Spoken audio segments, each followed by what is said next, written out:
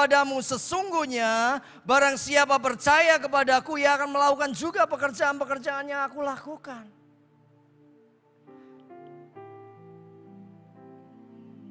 Bahkan pekerjaan-pekerjaan yang lebih besar daripada itu, sebab aku pergi kepada Bapa. Dan apa juga yang kau minta dalam namaku, aku akan melakukannya supaya Bapa dipermuliakan di dalam Anak. Jika kau meminta sesuatu kepada aku dalam namaku, aku akan melakukannya. Dulu saya berpikir pekerjaan besar ini apa ya? Tetapi pada waktu saya gumuli dan saya renungkan Yohanes 14. Lanjutkan kedua. Teruskan aja PowerPoint-nya, teruskan satu lagi. Akhirnya saya mengerti bahwa ada sebuah pekerjaan besar buat kita orang percaya yang mengalami akulah jalan dan kebenaran dan hidup.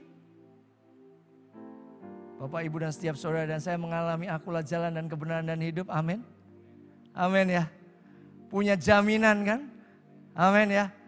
Kalau dipanggil Tuhan ke surga, Pak saya belum yakin. Nanti kita akan berdoa supaya yakin. Karena kalau kita gak yakin, kita akan ada di dalam hukuman kekal. Bukan di surga. Dan itu kekal juga. Ya kan. Pekerjaan besar menanti. Yang dimaksud dikatakan kayak gini. Jangan berhenti menikmati aku. Akulah jalan dan kebenaran dan hidup. Aku garansi lah. Kalau you percaya sama aku garansi surga buat kamu. Tetapi ada tetangga kita. Ada keluarga besar kita. Ada kolega-kolega kita. Ada teman-teman kita yang belum percaya kepada aku.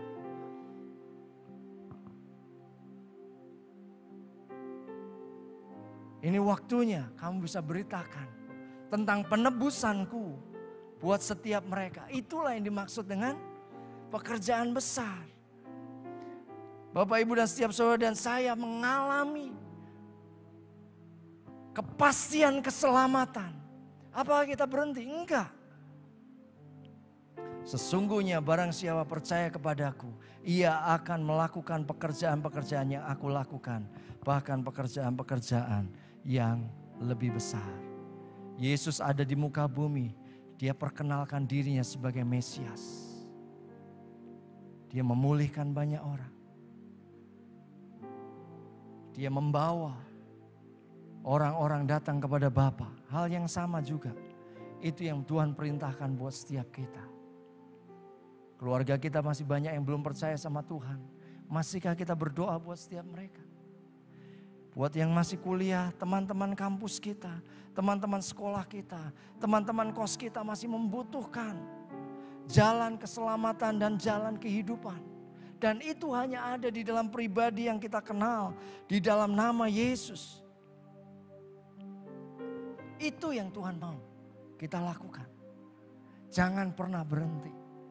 Kita kumpul dengan teman-teman kos. Kita kumpul dengan tetangga-tetangga. Kita kumpul dengan mahasiswa-mahasiswa yang lain. Dan mereka belum menikmati jalan kebenaran dan kehidupan. Kita yang sudah menikmati. Ini waktunya kita lakukan pekerjaan besar bersama dengan Tuhan. Dengan cara apa? Ceritakan apa yang Yesus lakukan buat hidup kita. Itulah pekerjaan besar. Pak, saya nggak pandai bicara. Sederhana sebenarnya. Mau saja. Maka Tuhan akan atur segala sesuatunya.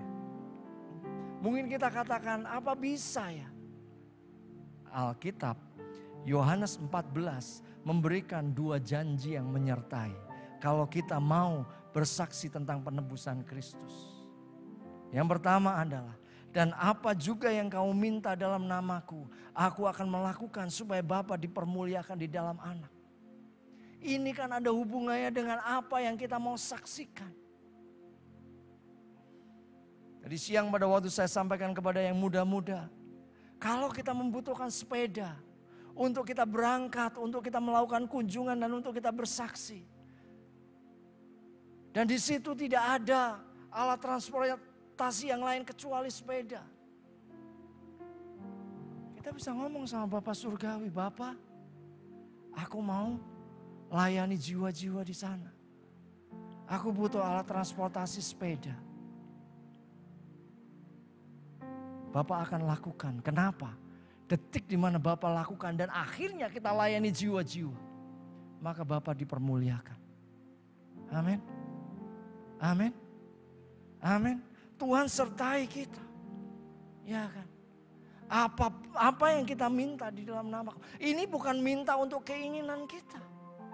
Ini kita tidak sedang minta untuk nafsu kita, bukan. Ini kita minta supaya kita bisa punya kesempatan bersaksi. Untuk mengefektifkan kesaksian demi kesaksian kita. Amin. Hari itu Rasul Paulus serahkan bisnisnya ke Aquila dan Priscilla. Dia pembuat tenda. Dia katakan, peganglah ini bisnis.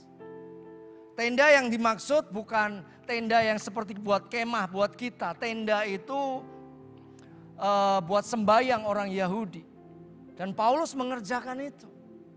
Tetapi detik di mana dia mesti melakukan pekerjaan misi, menceritakan penebusan Kristus, menginjil, dia katakan pegang Aquila dan Priscilla. Biar aku fokus untuk memberitakan penebusan Kristus. Karena aku adalah orang yang berhutang.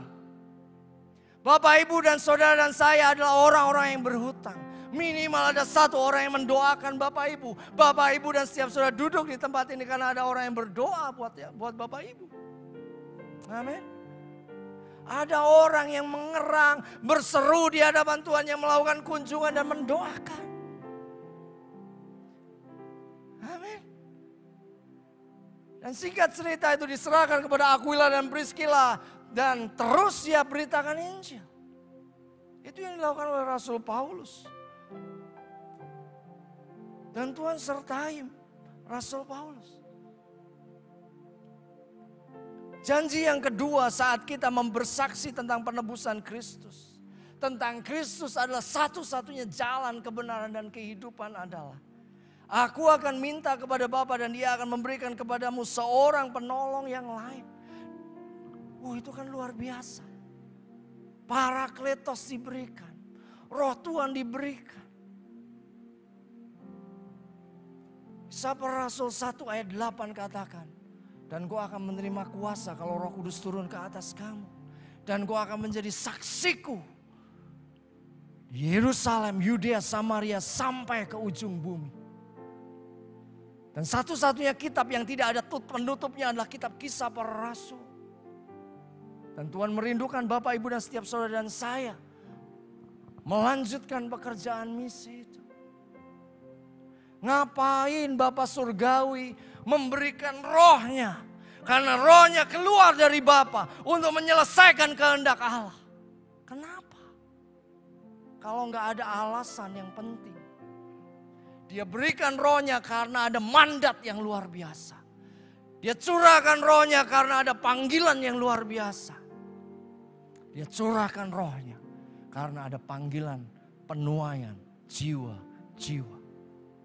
Urusan akulah jalan dan kebenaran dan hidup. Urusan kita kenal bahwa Yesus adalah aku. Ujungnya adalah supaya kita bisa bersaksi untuk jiwa-jiwa. Kekristenan tidak pernah didesain untuk kita egois, egosentris. No.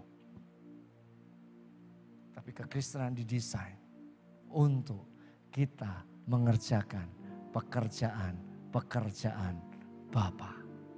Yang percaya katakan amin. Ada pekerjaan Bapa yang luar biasa. Ada pekerjaan Bapa yang luar biasa. Ayo bersaksi. Saksikan Yesus. Ya kan? Ceritakan tentang Yesus. Semakin saya kesini, semakin saya melihat. Semakin saya jatuh cinta dengan Yesus. Karena saya jatuh cinta, saya tidak akan pernah berhenti untuk cerita bahwa Dia gembala yang baik. Bahwa Dia adalah jalan dan kebenaran dan hidup. Dunia punya jalan banyak, terserah. Tapi saya punya jalan dan kebenaran dan hidup di dalam Yesus Tuhan. Karena itu mari. Bersaksi tentang penebusan Kristus adalah pekerjaan besar. genapkan pekerjaan besar di dalam hidup setiap kita. Amin. Kalau kita ada di dalam komunitas sel, ajak teman-teman masuk di dalam komunitas sel. Ya kan? Datang ke komunitas sel. Undang orang-orang lain. Kenapa? Karena kita menikmati anugerah dan kebaikan Tuhan. Karena kita menikmati bahwa Dialah jalan kebenaran dan kehidupan. Ini waktunya kita bawa jiwa-jiwa. Untuk apa? Untuk mereka kenal Yesus sebagai jalan, kebenaran, dan kehidupan. Amin. Berapa banyak yang rindu menjadi partnernya Tuhan? Berapa banyak? Ya kan, di sini ada Pak dosen, tiap hari akan ketemu dengan mahasiswa. Kesempatan buat kita bisa menyaksikan akulah jalan dan kebenaran dan hidup. Buat kita yang hidup di kampus, layani jiwa-jiwa di kampus. Ujungnya itu. Amin. Mari saya ajak bangkit berdiri semuanya, taruh Alkitab kita.